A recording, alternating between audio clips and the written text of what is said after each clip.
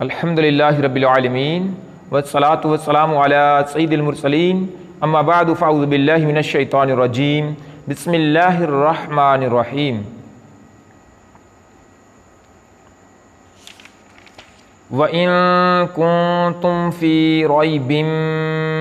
مِّمَّا نَزَّلْنَا عَلَىٰ عَبْدِنَا فَأْتُوا بِسُورَةٍ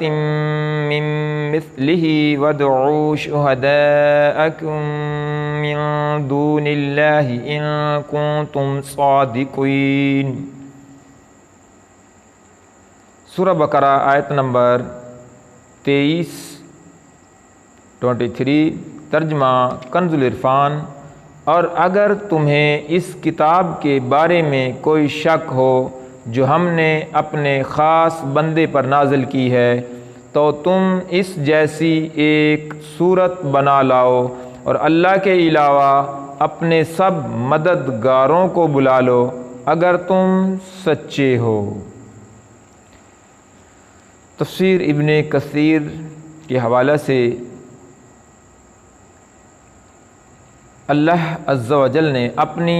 الوہیت و وحدانیت پر دلیل قائم کرنے کے لیے حضور صلی اللہ تعالیٰ علیہ وآلہ وسلم کی نبوت و رسالت کی دلیل شروع کی۔ کفار کو مخاطب کر کے فرمایا اگر تمہیں اس کلام عزت والے جو اللہ عز و جل کی طرف سے اترا ہے،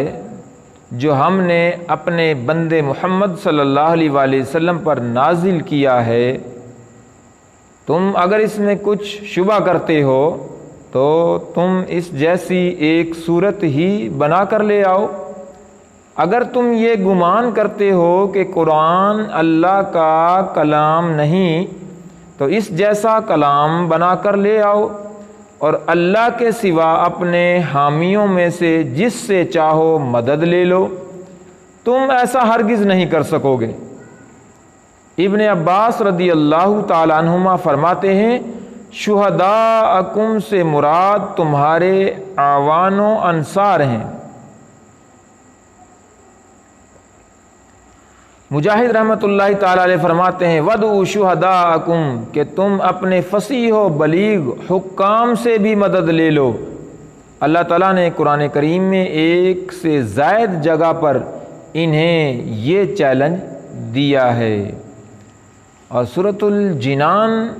کے حوالہ سے کچھ اس طرح وَإِن كُنتُمْ فِي رَيْبٍ، اور اگر تمہیں کچھ شک ہو آیہ مبارکہ کے اس جز کی تفسیر کچھ اس انداز سے کہ اس سے پہلی آیات میں اللہ تعالیٰ کی قدرت و وحدانیت کا بیان ہوا، اور یہاں سے حضور سید المرسلین صلی اللہ تعالیٰ علیہ وآلہ وسلم کی نبوت اور قرآن کریم کے اللہ تعالیٰ کی بے مثل کتاب ہونے کی وہ قاہر دلیل بیان فرمائی جا رہی ہے جو طالب صادق کو اطمینان بخشے اور منکروں کو عاجز کر دے۔ سادہ لفظوں میں اگر عرض کروں تو اس طرح کہ اس قرآن مجید ایسی بے مثل کتاب ہے جو مضبوط دلائل والی ہے، اور جو حق کا متلاشی ہوگا اس کو اطمینان بخشے گی اور منکر اس سے عاجز آ جائیں گے۔ اللہ تعالیٰ کی عظمت کی سب سے بڑی دلیل حضرت محمد مصطفیٰ صلی اللہ تعالیٰ علیہ وآلہ وسلم ہیں، اور حضرت محمد مصطفیٰ صلی اللہ تعالیٰ علیہ وآلہ وسلم کی عظمت کی سب سے بڑی دلیل قرآن ہے، لہٰذا اس رکوع میں ترتیب سے ان سب کو بیان کیا گیا ہے۔ آیت مبارکہ میں علی عبدینا یعنی اپنے خاص بندے پر، اس آیت میں خاص بندے سے حضور پرنور صلی اللہ تعالیٰ علیہ وآلہ وسلم مراد ہیں۔ فَأْتُوا بِسُورَةٍ مِّن مِّثْلِهِ آیت مبارکہ میں اس جز کا معنی اور وضاحت تو تم اس جیسی ایک صورت بنا لاؤ۔ آیت کے اس حصے اور اس کے بعد والی آیت میں قرآن کے بے مثل ہونے پر دو ٹوک الفاظ میں ایک کھلی دلیل دی جا رہی ہے کہ اپنی فصاحت و بلاغت پر ناز کرنے والوں کو چیلنج ہے کہ اگر تم قرآن کو اللہ تعالیٰ کی کتاب نہیں بلکہ کسی انسان کی تصنیف سمجھتے ہو تو چونکہ تم بھی انسان ہو لہٰذا اس جیسی ایک صورت بنا کر لے آؤ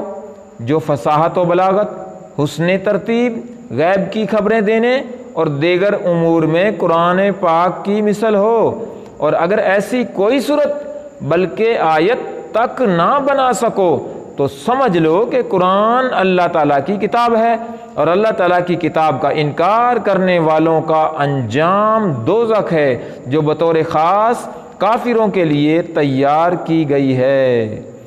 یہ چیلنج قیامت تک تمام انسانوں کے لیے ہے۔ آج بھی قرآن کو حضرت محمد مصطفیٰ صلی اللہ تعالیٰ علیہ وآلہ وسلم کی تصنیف کہنے والے کفار تو بہت ہیں،